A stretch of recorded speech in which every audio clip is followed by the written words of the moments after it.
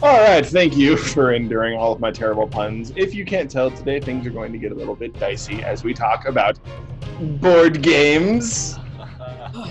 Derek, what do Candyland and Gloomhaven Jaws of the Lion have in common? I have no idea. Absolutely nothing, but we're going to talk about Jaws of the Lion. Good job.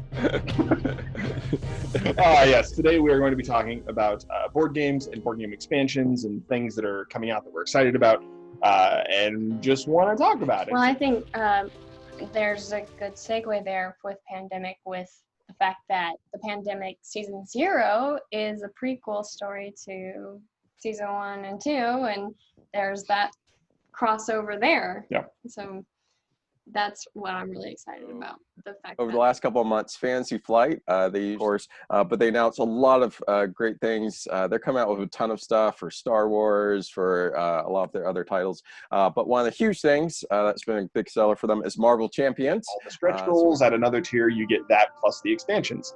And so you start to have these conversations, well, do I want to back it at $60 and get the game, or $100 is like everything that is unlocked during the campaign, or if I go all in after it's released, it's going to be $200, so I should just spend that money right now, right? And you start going through all of these thoughts in your head, and it can start to turn into this fear of missing out, FOMO, or that's what we call it, where if I don't do it all right now, I'll never get it. Okay.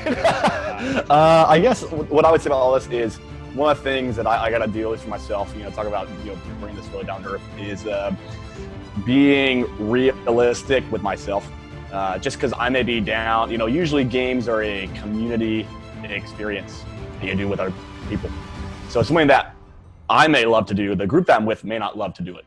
So I gotta be wise and say, look, I gotta be smart about my buy. Should I pay for something that only I'm gonna enjoy, but no one else I know is gonna enjoy? Because if that's the case, I'm not gonna be able to play with them. There are certain Personally, there are games that I would like to play, but that I don't get the chance to do it just because of time itself. Like during the week, it's like, okay, would I get the time to play with the people that I would like to, or are there relationships that I am intending to look for really, I don't know, like do they really give time to these kind of games? So if that's the case, and if I start thinking I might want it so much, and at the time it might just be a craving. It's kind of like food. It's like, okay, well, do I really need to buy this, or is it just something that I want? Am I really hungry, or is it just that I want to eat?